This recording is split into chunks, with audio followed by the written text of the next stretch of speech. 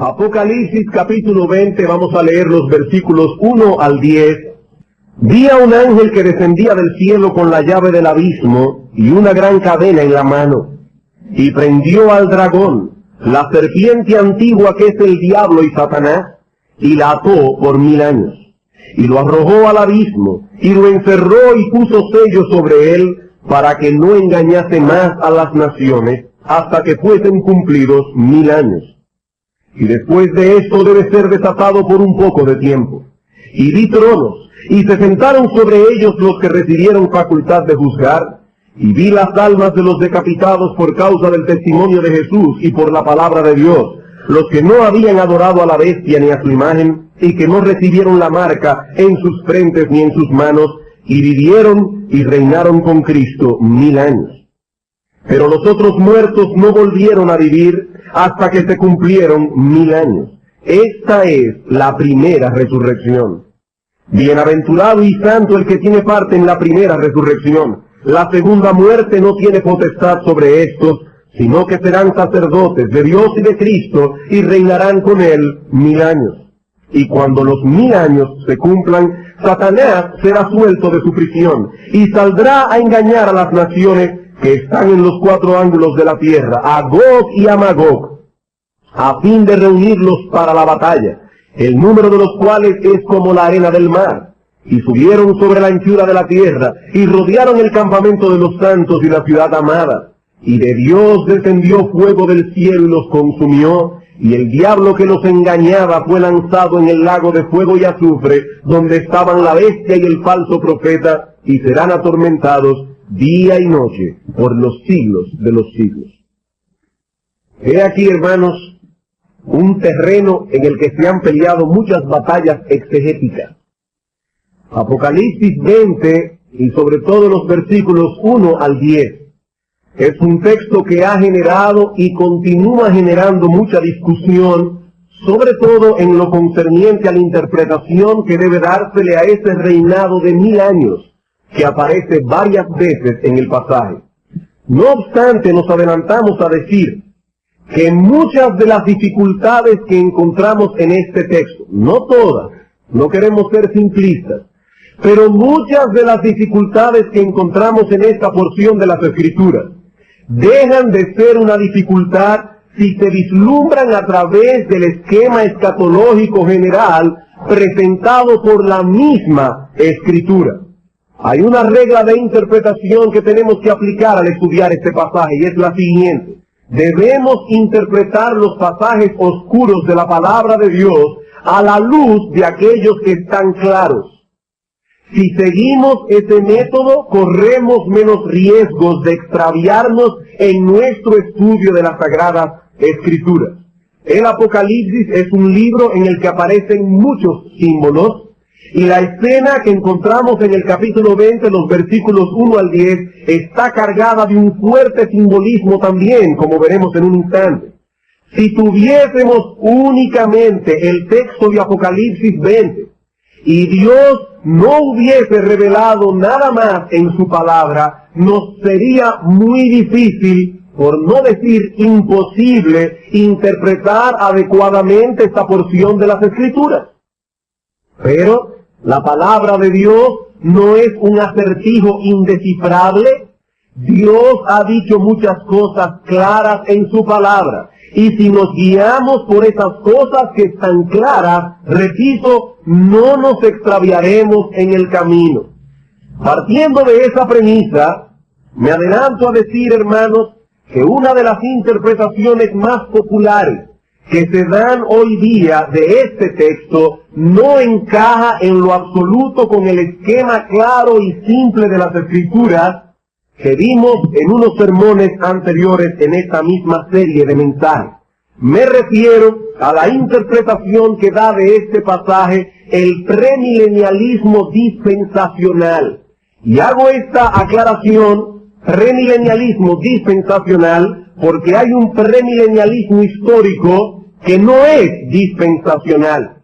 Como vimos en un sermón anterior, el dispensacionalismo es un relativamente novedoso sistema de interpretación cuya enseñanza esencial es que Dios tiene dos pueblos distintos, completamente distintos el uno del otro, Israel y la iglesia. Y partiendo de esa premisa, el dispensacionalismo ha elaborado todo su sistema de interpretación, no solo en cuanto a la escatología, sino también en cuanto a muchas otras cosas de la palabra de Dios. ¿Y cómo interpretan los dispensacionalistas el pasaje de Apocalipsis 20? ¿Cuál es la teoría del milenio que defienden esta escuela de interpretación bíblica?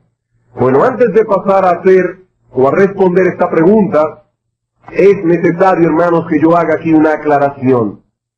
Al pasar juicio sobre el sistema dispensacional, no nos mueve, y Dios nos es testigo, ningún sentimiento de animadversión hacia nuestros hermanos dispensacionalistas.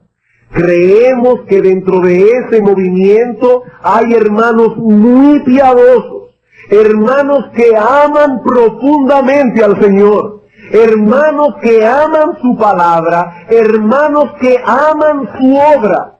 Así que no nos mueve ningún sentimiento de animadversión, Dios nos libre, hacia nuestros hermanos dispensacionalistas, no. Pero creemos también que su forma de interpretar las Escrituras es incorrecta. Y no solo incorrecta, sino también dañina. ¿Cuál es el esquema presentado por los dispensacionalistas en lo tocante al milenio? Bueno, para tener una idea más exacta, permítanme presentar hasta cierto punto brevemente el esquema general que estos intérpretes proponen de lo que nos espera en el futuro, no solo con respecto al milenio, sino con respecto a muchas otras cosas. ¿Qué nos espera en el futuro, según los dispensacionalistas? Bueno, de acuerdo a los dispensacionalistas, cuando Cristo estuvo en la tierra, la primera vez que vino, ofreció al pueblo de Israel el reino que había sido prometido a través de los profetas en el Antiguo Testamento. De haber sido aceptado por su pueblo, Cristo hubiese instaurado un reino terrenal desde el cual gobernaría al mundo entero, teniendo su sede en Jerusalén. Por supuesto, eso ya nos dice de antemano, que de haber aceptado el pueblo de Israel el reino que Cristo ofreció, no hubiera habido la cruz del Calvario. Aquí ya tenemos un gran problema. Pero vamos a seguir. Los judíos rechazaron el reino, y por lo tanto su inauguración fue pospuesta para un tiempo futuro. Esa posposición dio lugar a la introducción de un elemento nuevo en el programa de Dios, del cual no se había hablado nada en el Antiguo Testamento y a través del cual Dios comenzaría a trabajar a partir de entonces. Ese elemento nuevo es la iglesia. Como ya vimos en un sermón anterior, los dispensacionalistas entienden que la iglesia no aparece en las páginas del Antiguo Testamento, sino que más bien es un paréntesis que interrumpe momentáneamente el plan que Dios tiene con Israel. Uno de los más prominentes teólogos dispensacionalistas, John Walworth, dice lo siguiente al respecto.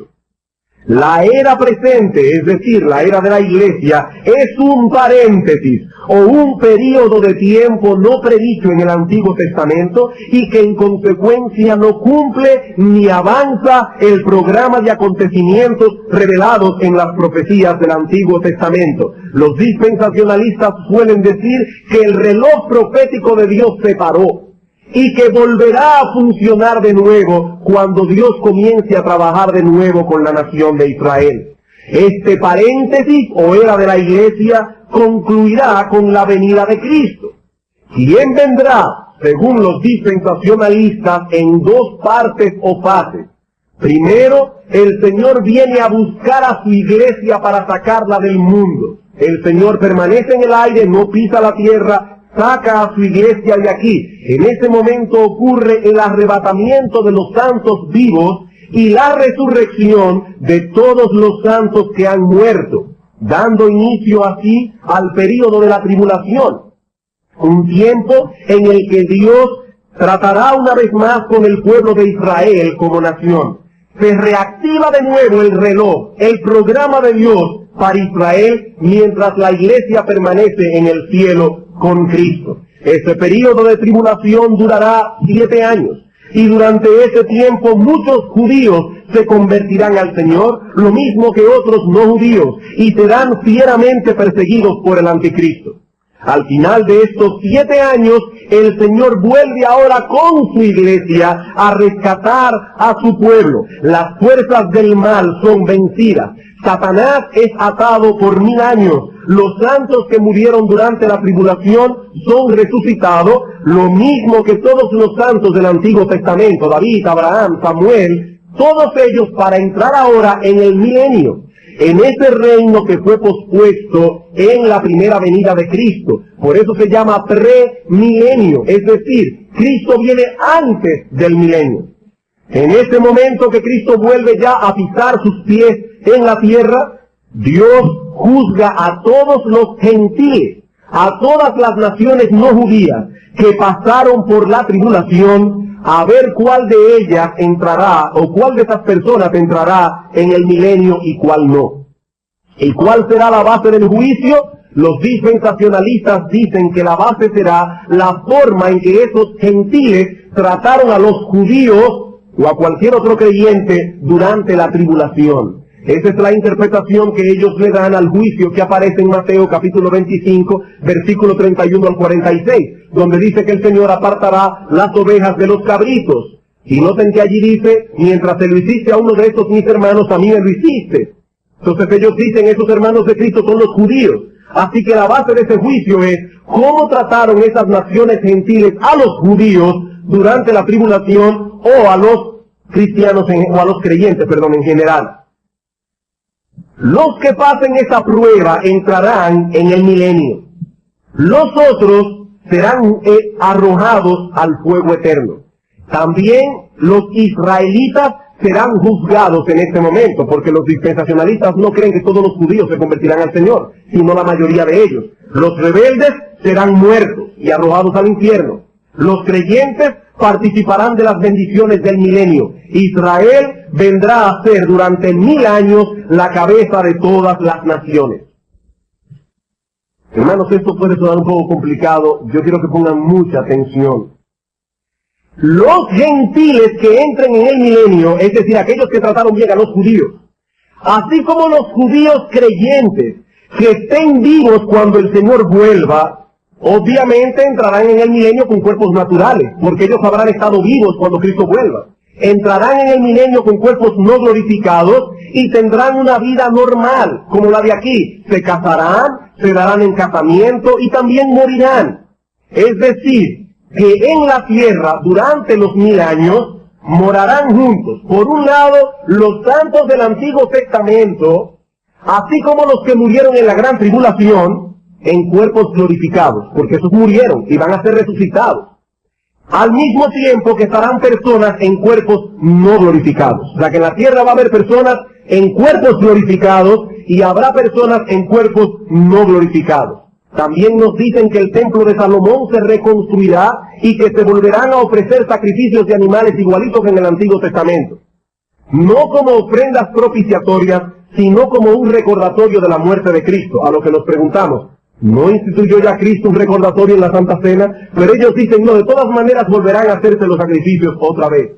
Y mientras tanto, ¿qué ocurrirá con los cristianos? Es decir, con aquellos que se convirtieron en esta era durante el milenio. ¿Dónde pasarán el milenio? El dispensacionalista dice, estarán habitando la nueva Jerusalén, la cual estará suspendida en el espacio alumbrando la tierra. O sea, traten de imaginar la escena. Aquí está la tierra, la nueva Jerusalén descenderá, pero como dice Pentecost, ahí no dice que llegará, simplemente dice que descenderá, se quedará flotando en el espacio, alumbrando la tierra. Y como los creyentes estarán en cuerpos glorificados, algunos dispensacionalistas piensan que podrán viajar a la tierra de vez en cuando a participar de ciertos juicios. Al final del milenio, Satanás será suelto y habrá una rebelión en el mundo. ¿Quiénes serán estos rebeldes? Los hijos que nacieron en el milenio de aquellos que habitaban el reino en cuerpos no glorificados. Algunos de esos niños, cuando crezcan, se convertirán. Otros permanecerán en incredulidad y al final se rebelarán contra el Señor. Esa rebelión será aplacada inmediatamente. Satanás será arrojado al infierno. Los rebeldes serán destruidos. En ese momento resucitan los creyentes que murieron durante el milenio, o sea que llaman 3 resurrecciones. Y también resucitan todos los impíos del pasado. Esa es la 4ª resurrección. Es ahí cuando viene el juicio final, que es también el 4º juicio. Todos los impíos serán condenados y arrojados en el infierno. La tierra es en ese momento, después del milenio, destruida. Dios creará un cielo nuevo y una tierra nueva. La nueva Jerusalén finalmente descenderá sobre la nueva tierra, donde los santos vivirán por toda la eternidad, aunque en 2 grupos separados el uno del otro. Aún en la eternidad, los santos del Antiguo Testamento, así como los redimidos durante la tribulación y el milenio, estarán separados de los redimidos de la era de la iglesia. Israel y la iglesia permanecerán separados por toda la eternidad. Hermanos, no tenemos tiempo en el día de hoy para rebatir cada detalle de este esquema escatológico.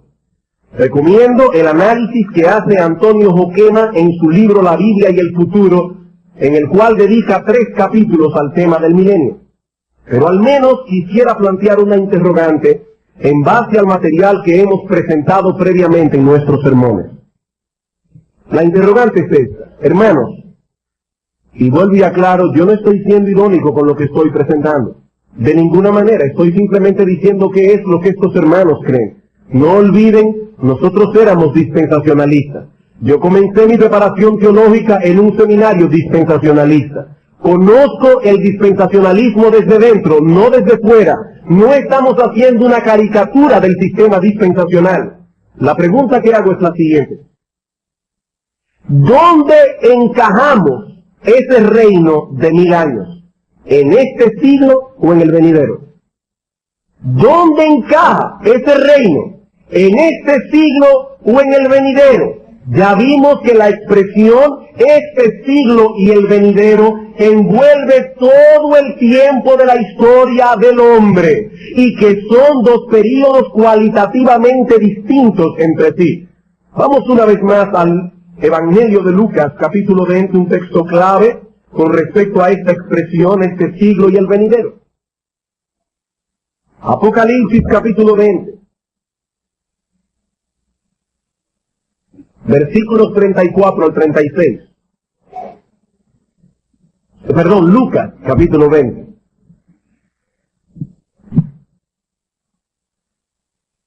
Entonces respondiendo Jesús les dijo: los hijos de este siglo se casan y se dan en casamiento, mas los que fueren tenidos por dignos de alcanzar aquel siglo, el siglo venidero, y la resurrección de entre los muertos, ni se casan ni se dan en casamiento, porque no pueden ya más morir, pues son iguales a los ángeles y son hijos de Dios al ser hijos de la resurrección. Todos los que alcancen aquel siglo serán hijos de Dios. Allí no habrá impíos. Y todos estarán en cuerpos glorificados. Todos serán hijos de la resurrección. El milenio no puede pertenecer a este siglo porque, como hemos visto, los dispensacionalistas lo sitúan luego de la resurrección de los creyentes. Pero tampoco puede pertenecer al siglo venidero porque allí habrán personas, según los dispensacionalistas, en cuerpos naturales, en cuerpos no glorificados. De hecho, nos dicen que aún habrán impíos que se rebelarán contra el Señor. Y dice el Señor aquí en este texto que todos los que alcancen aquel siglo serán hijos de Dios, estarán en cuerpos glorificados. ¿Dónde, hermanos, encajamos el milenio? ¿En este siglo o en el venidero? Mateo capítulo 25. He aquí el texto que los dispensacionalistas usan para hablar del juicio en el que se determinará quiénes entrarán al milenio. Pero hermanos, veamos lo que dice este texto. En primer lugar, establece que ese juicio se llevará a cabo cuando Cristo vuelva, versículo 31.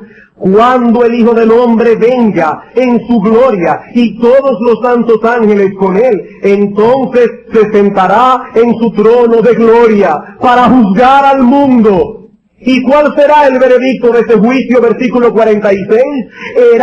Irán estos al castigo eterno y los justos no a un milenio, no a un reino de 1000 años. Dice aquí, los justos entrarán a la vida eterna. Es exactamente el mismo esquema que vimos en Marcos capítulo 10, versículo 30, donde dice que en la vida venidera, en el siglo venidero, heredaremos la vida eterna, no un reino de 1000 años. Primera a los Corintios capítulo 15, versículo 23 al 24. Este texto no podemos verlo en toda su amplitud, lo estudiaremos el domingo próximo, Dios mediante, pero solamente permítanme citarlo. Primera a los Corintios capítulo 15, versículos 23 al 24. Hablando del programa de Dios para la resurrección de los muertos, dice el apóstol Pablo, cada uno resucitará, en la idea, en su debido orden. Cristo las primicias. Luego los que son de Cristo en su venida y luego el fin. ¿Cuál es el esquema? En primer lugar, luego primero Cristo, luego los que son de Cristo en su venida y luego el fin, cuando entregue el reino al Dios y Padre, cuando haya suprimido todo dominio, toda autoridad y potencia. ¿Dónde, hermanos, encajamos un reino de 1000 años entre la resurrección de los que son de Cristo y el fin? Hechos capítulo 3. Los dispensacionalistas dicen que el cielo nuevo y la tierra nueva será instaurado luego del milenio. ¿Qué nos enseñan las Escrituras? Hechos capítulo 3, versículo 19. Así que arrepentíos y convertíos para que sean borrados vuestros pecados, para que venga de la presencia del Señor tiempos de refrigerio, y Él envíe a Jesucristo, que os fue antes anunciado, a quien de cierto es necesario que el cielo reciba hasta los tiempos de la restauración de todas las cosas de que habló Dios por boca de sus santos profetas que han sido desde tiempos antiguos. ¿Cuándo se cumplirán, hermanos, todas las promesas dadas por los profetas del Antiguo Testamento? ¿Cuándo será la restauración de todas las cosas? Pedro dice, cuando nuestro Señor Jesucristo vuelva. El cielo debe retener a Cristo hasta que llegue ese momento. Cuando Cristo vuelva, será la restauración de todas las cosas y el cumplimiento de todas aquellas promesas que encontramos en profecías como Isaías capítulo 65, morará el lobo con el cordero, un niño manejará una serpiente de áspid, etcétera, etcétera. Y si todavía hay alguna duda, segunda de Pedro capítulo 3. El tema central de este capítulo es la segunda venida de Cristo. Dicen los versículos 3 y 4 que en los postreros tiempos vendrán burladores, andando según su propia concupiscencia y diciendo, ¿dónde está la promesa de su advenimiento? Y hablando de eso, del advenimiento de Cristo, dice en el versículo 10, pero el día del Señor, el día de la venida del Señor, vendrá como ladrón en la noche, en el cual los cielos pasarán con gran estruendo, y los elementos ardiendo serán deshechos, y la tierra y las obras que en ella hay serán quemadas. Puesto que todas estas cosas han de ser deshechas, ¿cómo no debéis vosotros andar en santa y piadosa manera de vivir, esperando y apresurándoos para la venida del día de Dios, en el cual los cielos encendiéndose serán deshechos, y los elementos siendo quemados se fundirán? Pero nosotros esperamos según sus promesas cielos nuevos y tierra nueva, en los cuales mora la justicia. El apóstol Pedro conecta en un mismo pasaje la venida del Señor. Pasarán los cielos y la tierra, cielo nuevo y tierra nueva. ¿Dónde encajamos en esos textos el milenio de los dispensacionalistas? Sencillamente, hermanos, no encaja. No encaja. En su esfuerzo por sostener su novedosa y singular doctrina de dos pueblos de Dios completamente distintos, Israel y la Iglesia, el dispensacionalismo se ha visto obligado a desarrollar un complicado y artificioso sistema escatológico.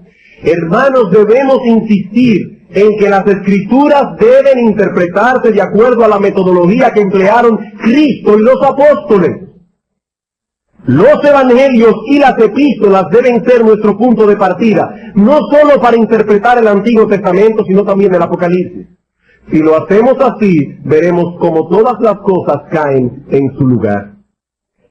Espero que podamos a partir de hoy acercarnos al estudio de este pasaje, Apocalipsis 20, el cual, si el Señor lo permite, estudiaremos en tres partes.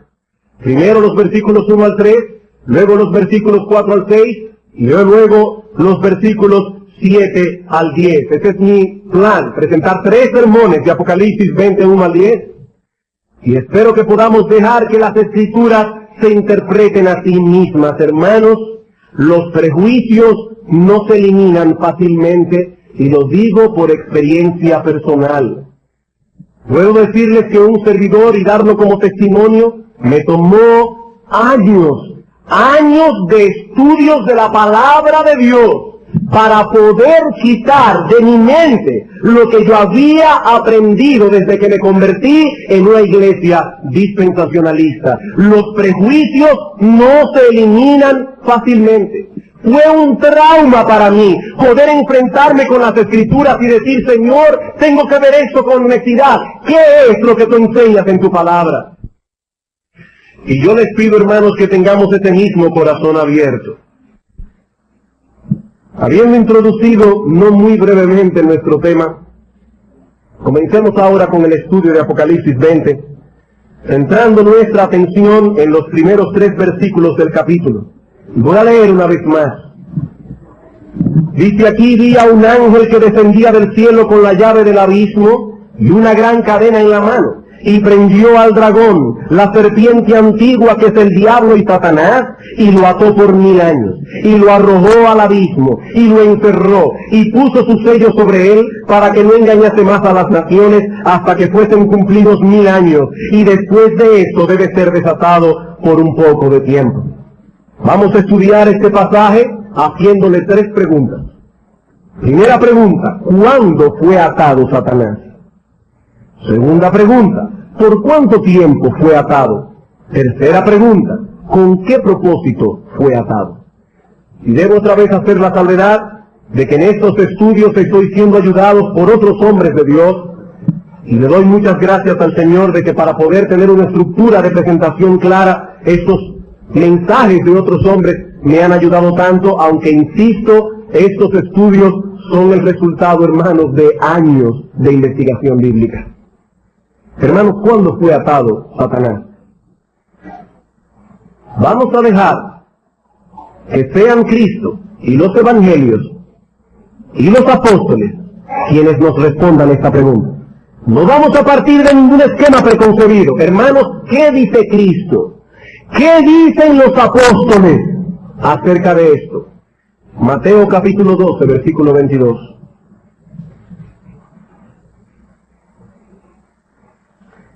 Aquí se habla de que Satanás fue atado. La pregunta es: ¿cuándo Satanás fue atado? ¿Qué dice Cristo?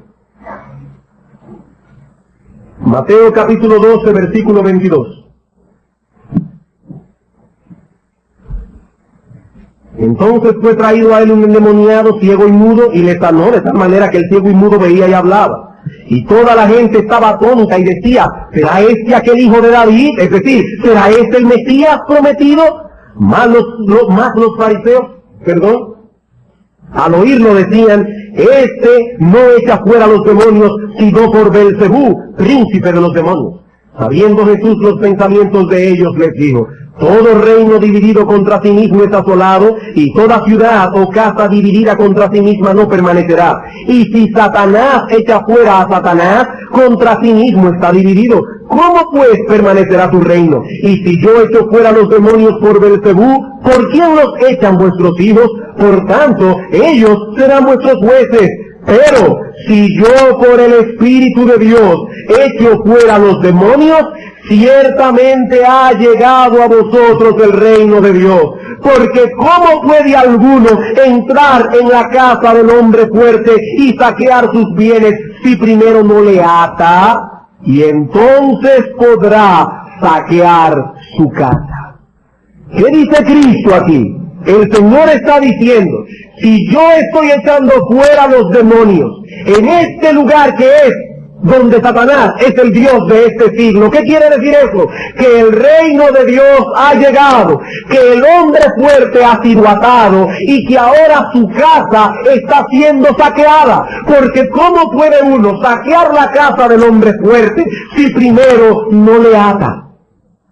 Lucas capítulo 10. Versículo 17 al 19. Volvieron los 70 con gozo diciendo, Señor, aún los demonios se nos sujetan en tu nombre. Y les dijo el Señor, yo veía a Satanás caer del cielo como un rayo o como un relámpago. He aquí os doy potestad de hollar serpientes y escorpiones y sobre toda fuerza del enemigo, y nada os dañará. Dice aquí el Señor, yo veía a Satanás caer del cielo como un relámpago, caer del cielo como un rayo, en el contexto de la labor misionera, de la labor de predicación llevada a cabo por estos 70 discípulos. Ellos salieron a predicar el Evangelio y su testimonio al regresar fue, Señor, aún los demonios se nos sujetan en tu nombre. Y Cristo dice, sí, yo veía a Satanás caer del cielo como un rayo. Comentando esta porción de las Escrituras, el comentarista William Hendrickson escribe lo siguiente. Mientras que en este pasaje Jesús habla de la repentina caída de Satanás, en otros lugares el Maestro se refiere a la expulsión del príncipe del mal. Se está refiriendo a Juan capítulo 12 cuando dice, ahora el príncipe de este mundo ha sido echado fuera.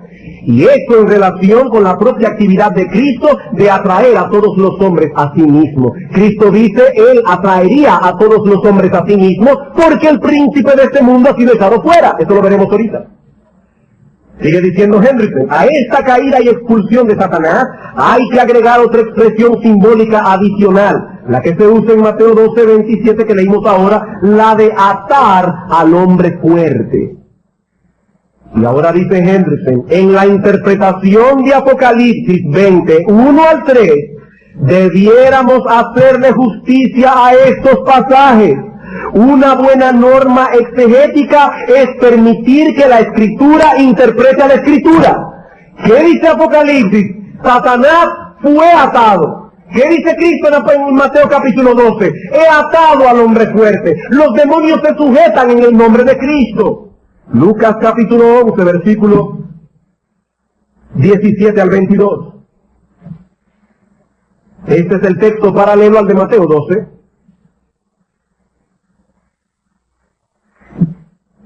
Mas él, conociendo los pensamientos de ellos, les dijo, todo reino dividido contra sí mismo es asolado, y una casa dividida contra sí misma cae. Y si también Satanás está dividido contra sí mismo, ¿cómo permanecerá su reino? Ya que decís que por Belcebú echo yo fuera a los demonios. Pues, si yo echo fuera a los demonios por Belcebú, vuestros hijos ¿por quién los echan? Por tanto ellos serán vuestros jueces. Mas, si por el dedo de Dios echo yo fuera a los demonios, ciertamente el reino de Dios ha llegado a vosotros.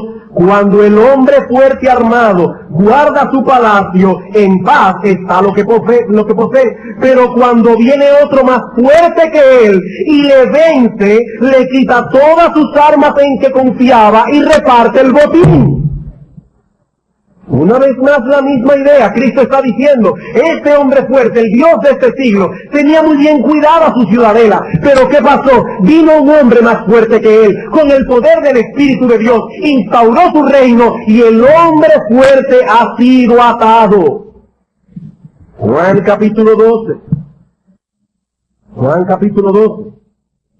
Vamos a ver el contexto en los versículos 20 al 21.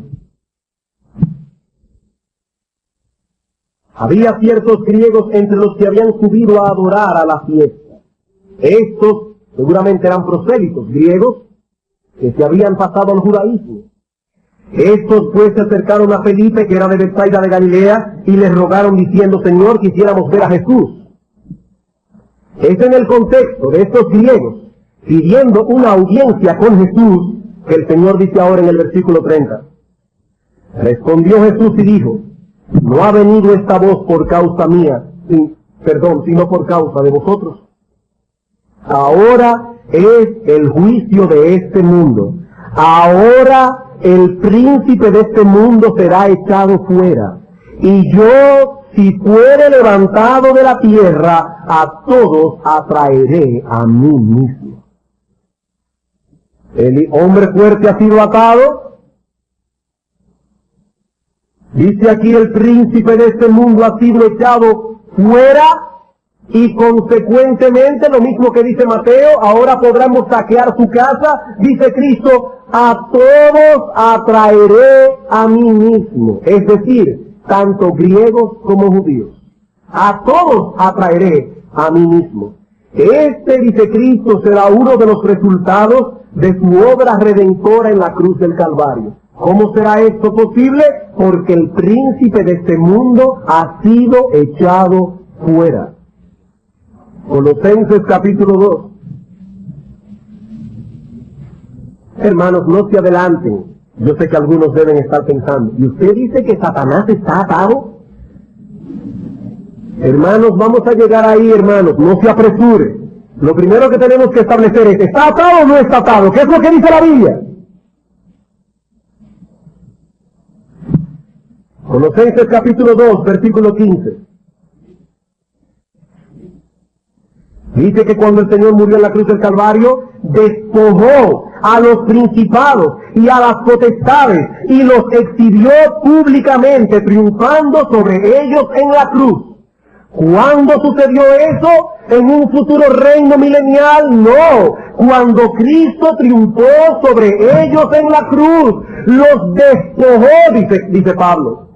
Hebreos capítulo 2, versículo 14 y 15.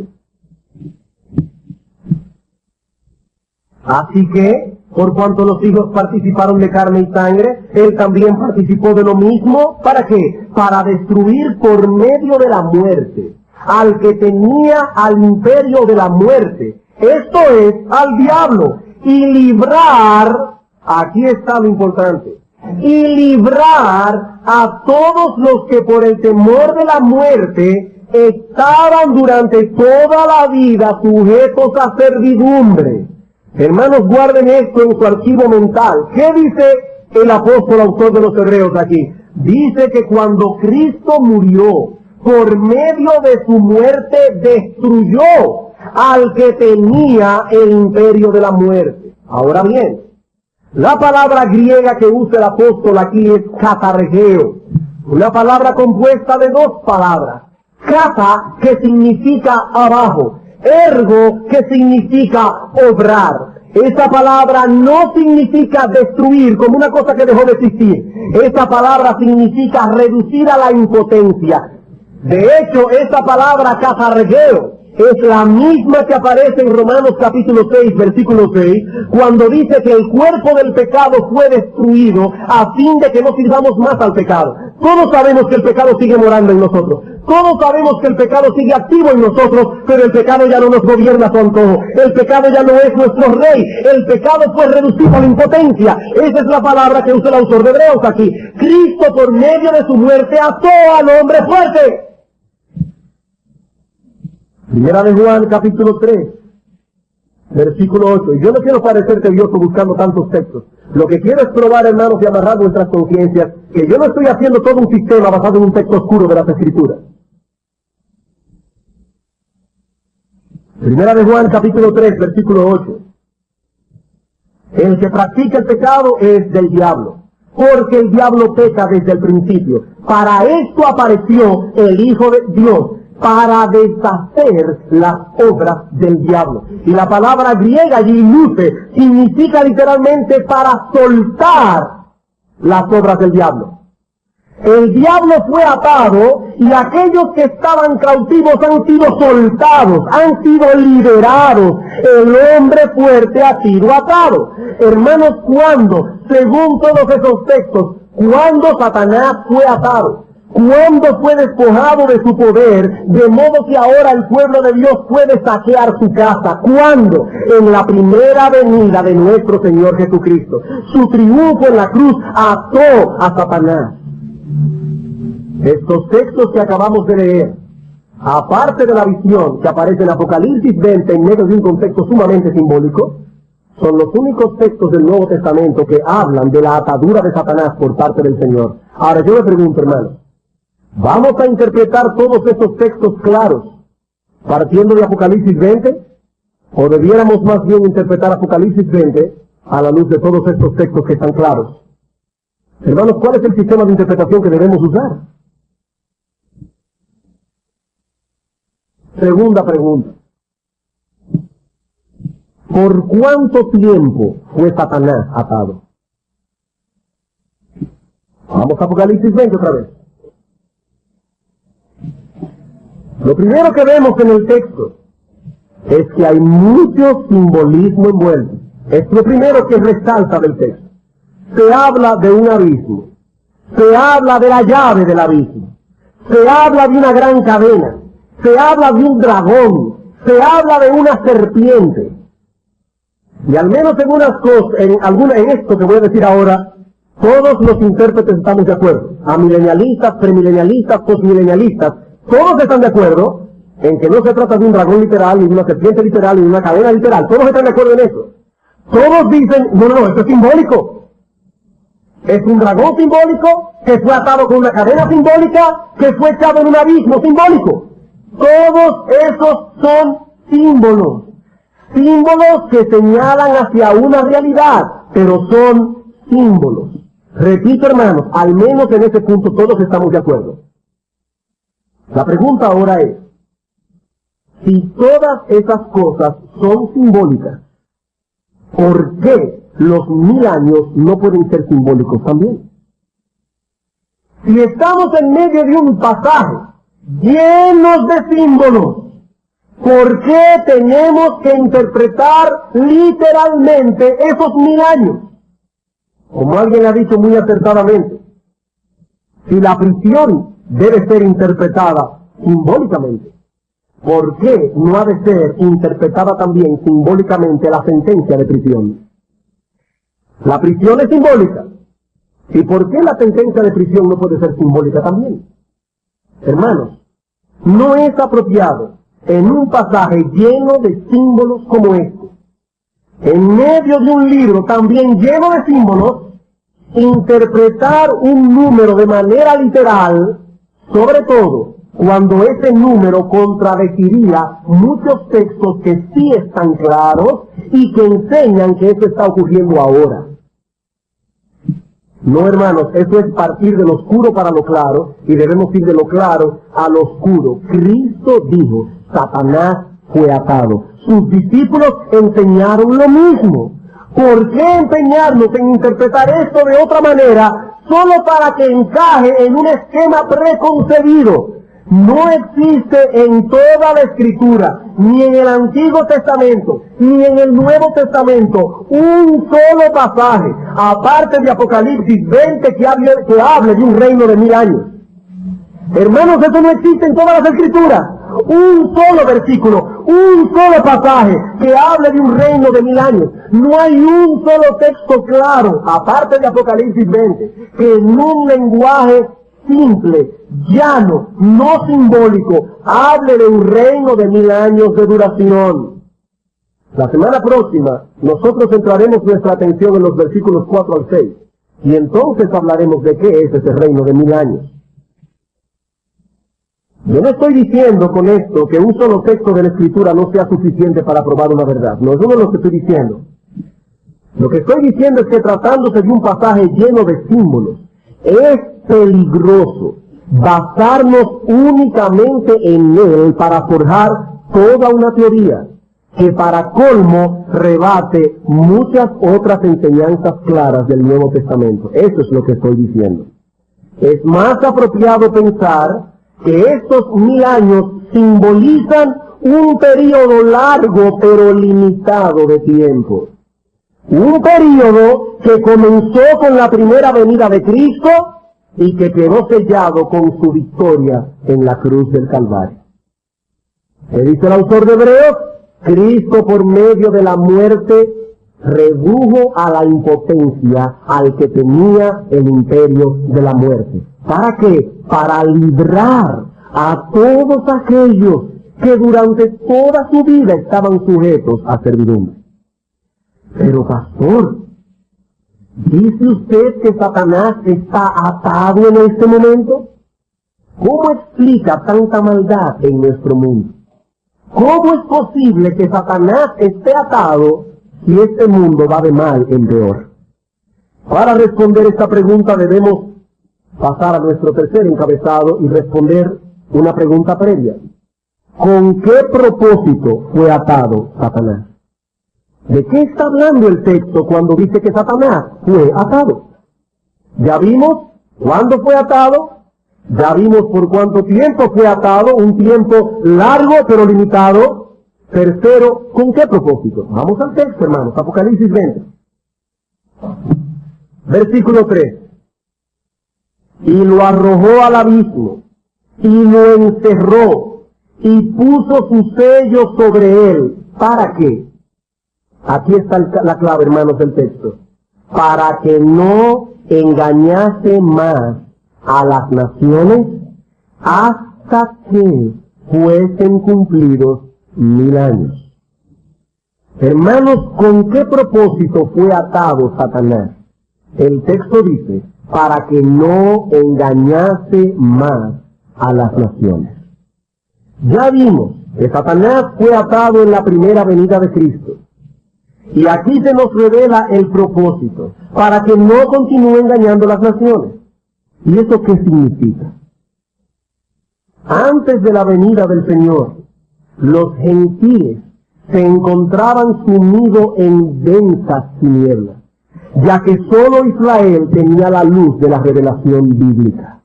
Satanás tenía a los gentiles en sus manos, la luz del Evangelio, la luz de la revelación de Dios no había llegado a ellos.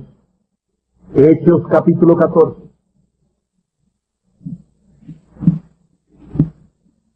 No olviden lo que dice el autor de Hebreos.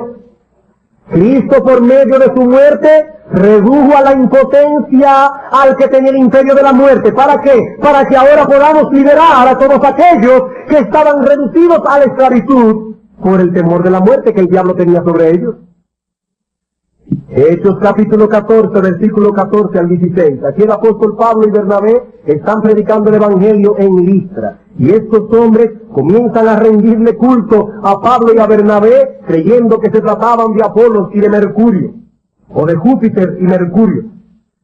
Dice aquí en el versículo 14, y cuando lo oyeron, los apóstoles Bernabé y Pablo rasgaron sus ropas y se lanzaron entre la multitud dando voces y diciendo, varones hermanos, ¿por qué hacéis esto? Nosotros también somos hombres semejantes a vosotros, nos anunciamos que de estas vanidades os convirtáis al Dios vivo que hizo el cielo y la tierra, el mar y todo lo que en ellos hay. Y ahora noten, en las edades pasadas, antes de la venida del Señor, Él ha dejado a todas las gentes andar en sus propios caminos.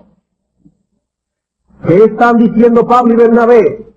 La venida de Cristo, previo a la venida de Cristo, las naciones fueron engañadas, yendo por sus propios caminos. Ellos no tenían la revelación de la voluntad de Dios como el pueblo de Israel tenía, pero con la venida del Señor esta situación cambió radicalmente. Pablo está diciendo, personas que están aquí, amigos, eso era en las edades pasadas, que Dios dejó a los hombres andar en sus propios caminos, pero ahora no es así.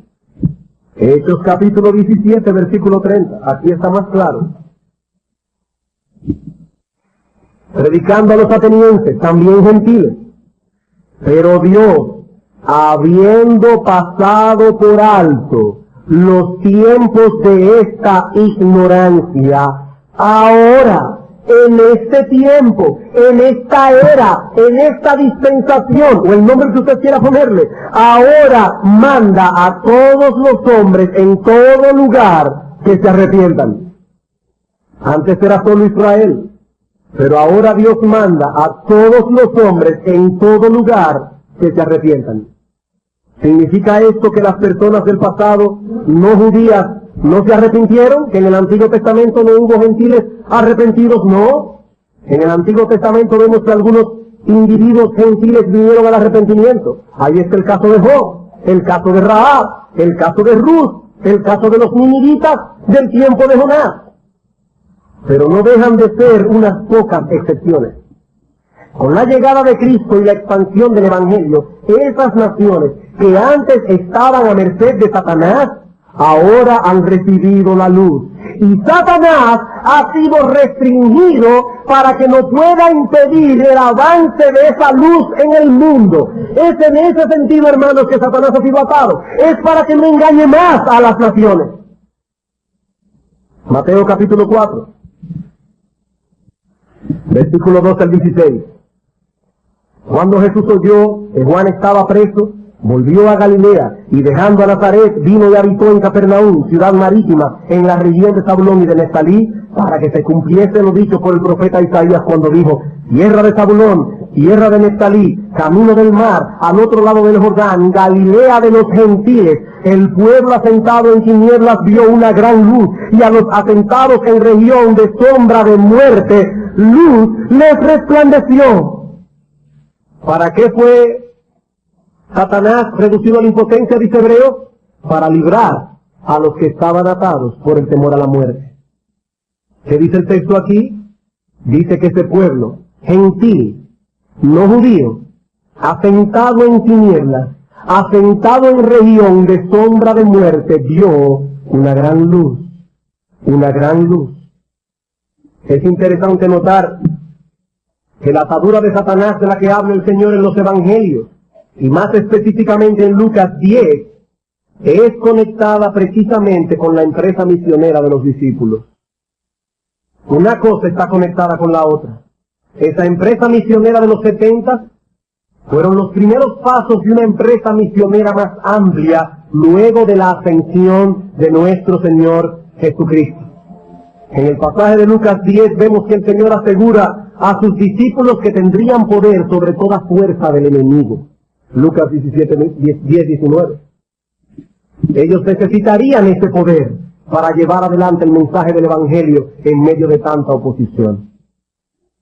Lo mismo vemos en Juan 12, el texto que ya leímos, cómo se menciona el juicio sobre Satanás en el contexto de aquellos griegos que querían una audiencia con Jesús.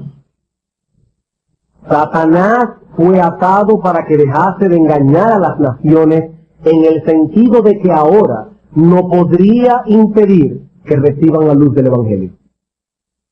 Él no está atado en todos los otros sentidos.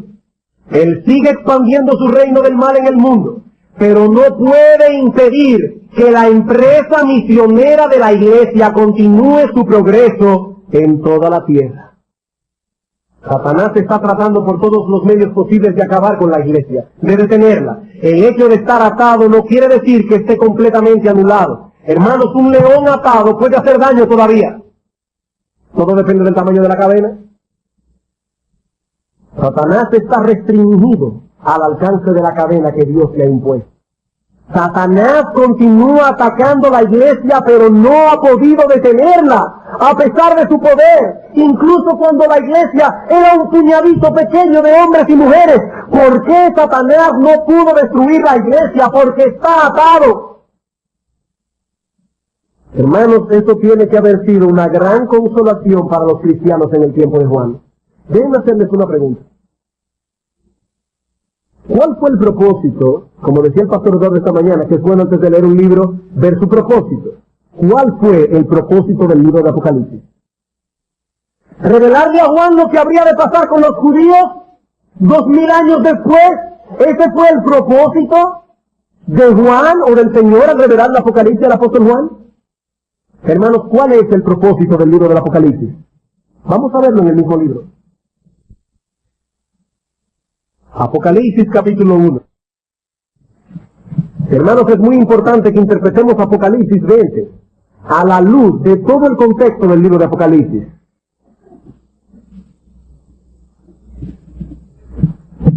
Versículo 4 del capítulo 1. Juan, a las 7 iglesias que están en Asia, gracia y paz a vosotros.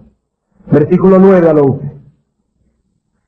Yo, Juan, vuestro hermano y copartícipe vuestro en la tribulación, en el reino y en la paciencia de Jesucristo. Noten cómo Juan dice: hermanos, yo estoy participando con ustedes de 3 cosas. En la tribulación, en el reino, no en un milenio futuro, en el reino, dice Juan, yo soy copartícipe vuestro en ese reino y en la paciencia de Jesucristo.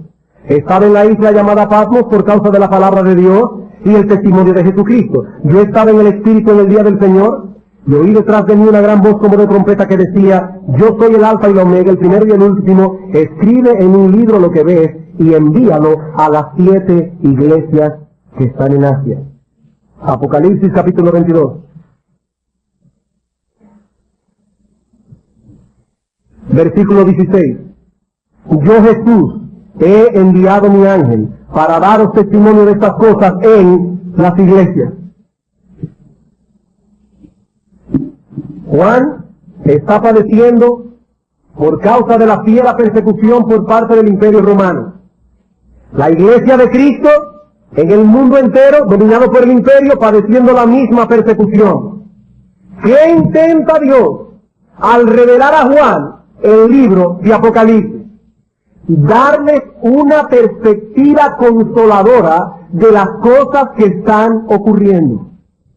Pero hermanos, si interpretamos el Apocalipsis como muchos lo interpretan hoy, que eso no tiene nada que ver con nosotros, sino con los judíos en la gran tribulación, ¿en qué sentido podemos ver este libro como un consuelo para la iglesia? ¿En qué sentido es un consuelo para nosotros?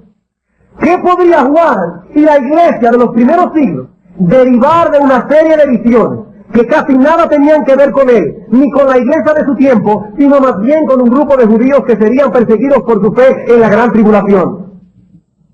Pero cuando vemos el Apocalipsis bajo la perspectiva de que fue escrito para la iglesia, como dicen todos esos textos, para la iglesia, para decirle a Juan y a la iglesia que no importa cuán fiero sea el ataque de Satanás, las fuerzas del Hades no prevalecerían contra la iglesia, que no podrían frenar el avance de la iglesia y de su labor misionera. Entonces sí tiene sentido. Entonces sí tiene sentido. Satanás fue maniatado, Juan, es lo que le está diciendo Cristo, para que no continuara engañando a las naciones, para que el evangelio pueda ser proclamado entre las naciones. Porque así estaba profetizado.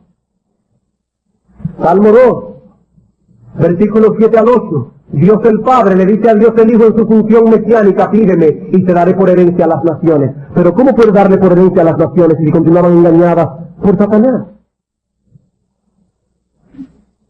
Y pueden buscar en sus casas, no lo vamos a buscar ahora. Ahora, Salmo 72, versículo 8 al 17. Satanás no podría con todo su poder detener el cumplimiento de estas profecías. El evangelio debía ser predicado en todas las naciones y entonces vendría el fin. No el milenio, el fin. Mateo capítulo 24, versículo 14. Mateo capítulo 24, versículo 14.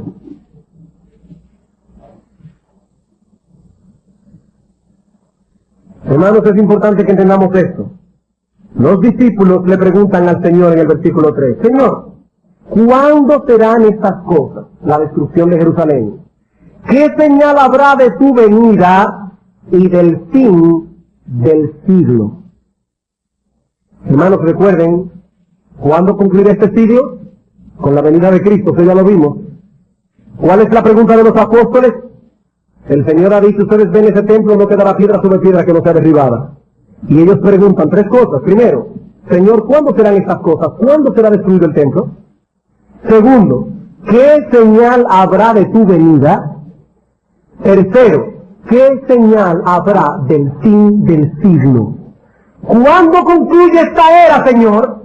Para dar paso a la era venidera. ¿Cuándo? Versículo 14.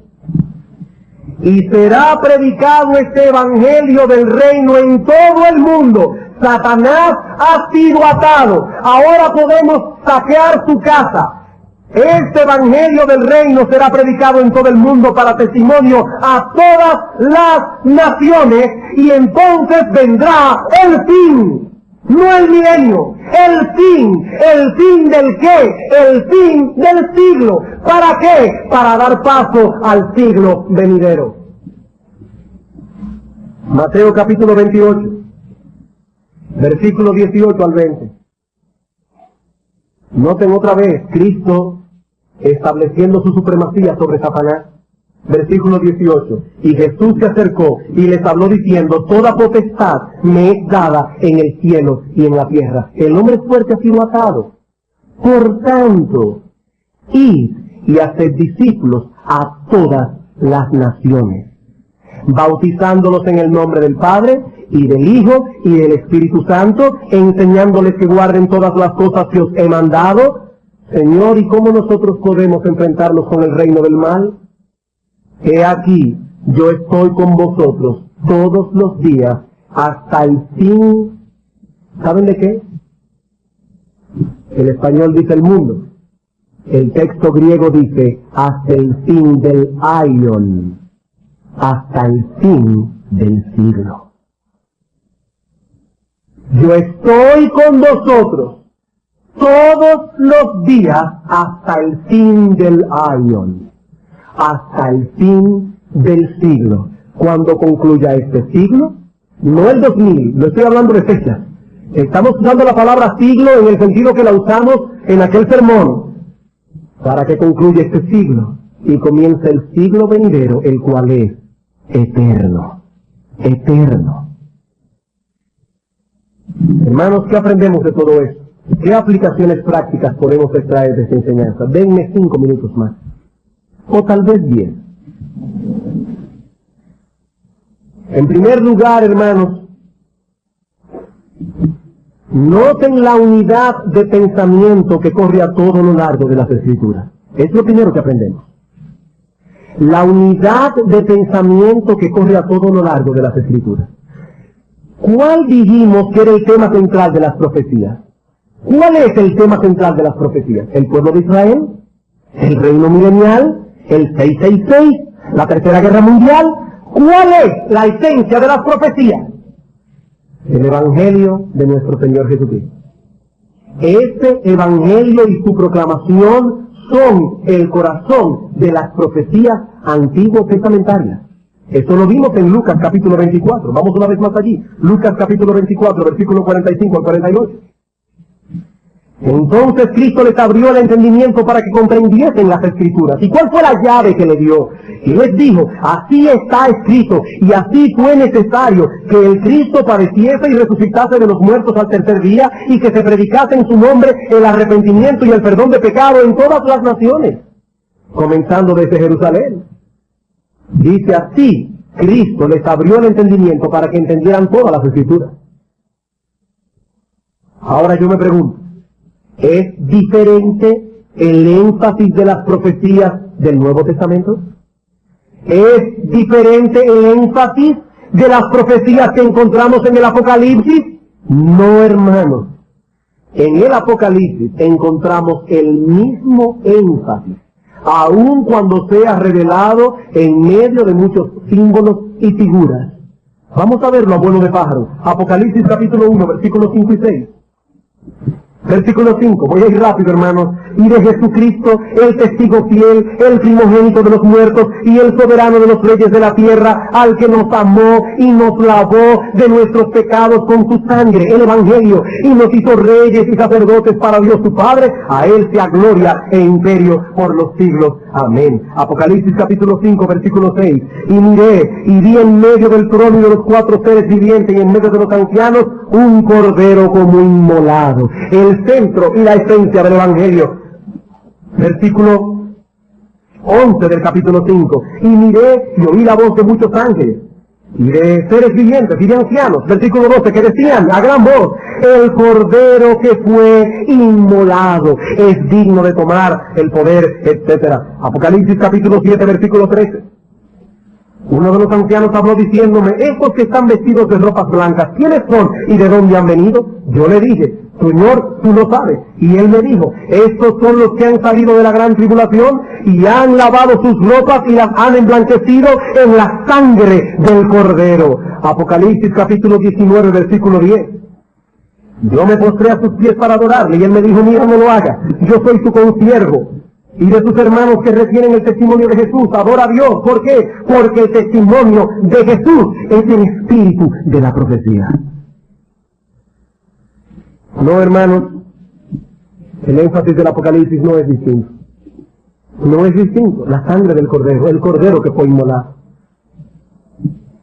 Y en segundo lugar, y esta es mi mayor carga pastoral en el día de hoy, hermano, todo esto nos enseña que este siglo es el siglo misionero del reino de Dios.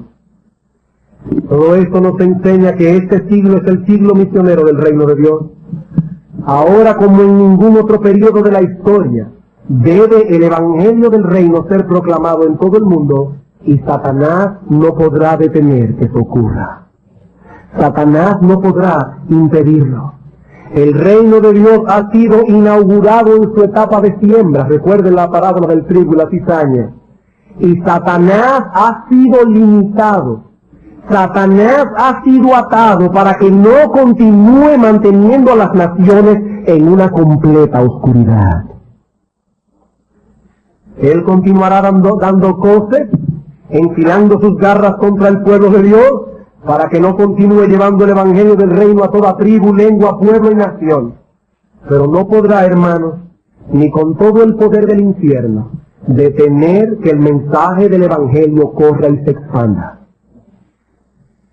¿Y qué debemos hacer nosotros como iglesia? Ante todo, hermanos, debemos orar por las misiones como una prioridad.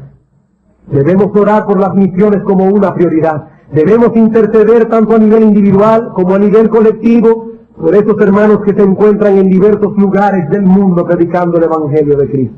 Hermanos, no es una pérdida de tiempo usar el miércoles para leer cartas de oración que nos llegan de otros lugares e interceder por esos hermanos que están llevando el evangelio en Australia, en las Filipinas, en Pakistán.